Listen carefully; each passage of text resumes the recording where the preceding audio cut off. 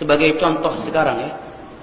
Ini ingin saya sebutkan, bukan ingin memperbesarkan masalah kecil. Dan sebenarnya masalah agama ini tidak ada istilah kecil, ya kan? Bahkan Nabi telah menyebutkan ada yang masuk surga dikarenakan ranting pohon yang dia pindahkan dari tengah jalan. Ada seorang wanita pelacur masuk surga dan Allah maafkan dosa zinanya tatkala dia memberi minum kepada seekor anjing yang hampir mati. Nabi menyatakan la tahqiranna minal ma'rufi syai'a walau an talqa biwajhin walau an talqa bi akhaka biwajhin talaq. Jangan pernah engkau meremehkan sebuah kebaikan sekecil apapun, sekalipun hanya dengan senyum ketika bertemu dengan saudara muslim. Ingin saya sampaikan beberapa masalah berikut ini karena saya melihat di beberapa media ingin dikaburkan hukumnya. Ya, ingin dikaburkan dan ingin dibalik hukumnya. Contohnya jenggot. Ya. Contohnya jenggot. Kalau kita membuka hadis-hadis tentang jenggot, Imam Son'ani yang hidup 200 tahun yang lalu menukilkan kesepakatan 4 mazhab tentang wajibnya jenggot untuk kaum lelaki. Wajib membiarkan, bukan menumbuhkan ya. Beda ya.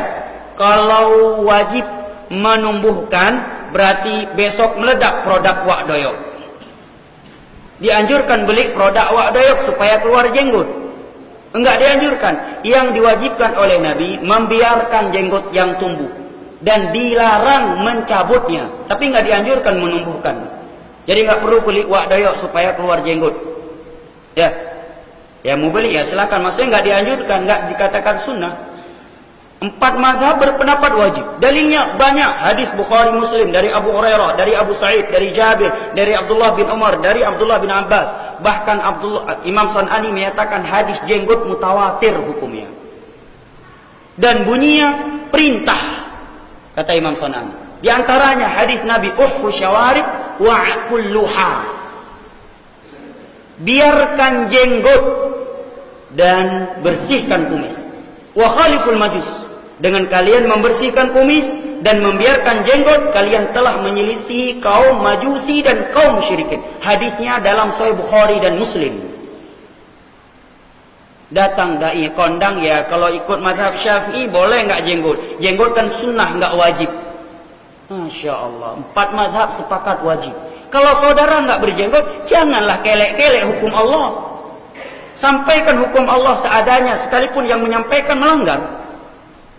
Karena kalau tidak kita sampaikan atau kita kaburkan, dosa dua kita. Dosa kita dua, dosa tidak melakukan dan dosa menipu masyarakat. Jelas ya? Sunnah kita Syafi'i ya sunnah. Lah para ulama salaf mereka melakukan suatu ibadah karena tahu itu sunnah. Lah sekarang kita gara-gara sunnah enggak kita lakukan, kan terbalik. Ulama salaf melakukan sebuah kebaikan karena tahu itu sunnah. Lah sekarang kita meninggalkan sebuah kebaikan karena tahu itu sunnah. Kan kamu balik. Jelas ya?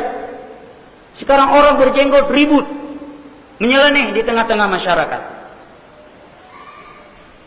Padahal jenggot yang diperintahkan, dilarang oleh Nabi mencukur jenggot. Bahkan para ulama menjelaskan ketika Abdullah bin Umar bin Khattab, putra Umar, beliau pernah mencukur jenggotnya setelah 1 genggam. Setelah 1 genggam di sini, bukan di sini. Yang salah paham. Karena orang-orang terkadang suka kelek-kelek agama. 1 genggam dipotong di atas. Itu bukan 1 genggam namanya. Itu 1 jari.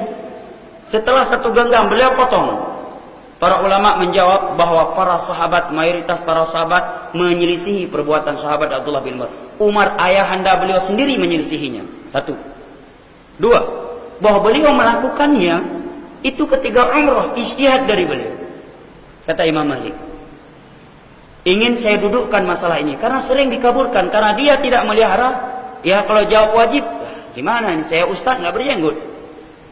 Sunnah, yang menjenggot silakan, yang penting yang kayak tusuk sate aja katanya. Subhanallah. Jenggot itu fitrah. Nabi memerintahkan kita membiarkan jenggot dan itu bentuk menyelisih majusi dan kaum musyrikin di masa itu. Menunjukkan apa? Jenggot itu penampilan modern. Mencukur jenggot itu penampilan kulot dan kuno.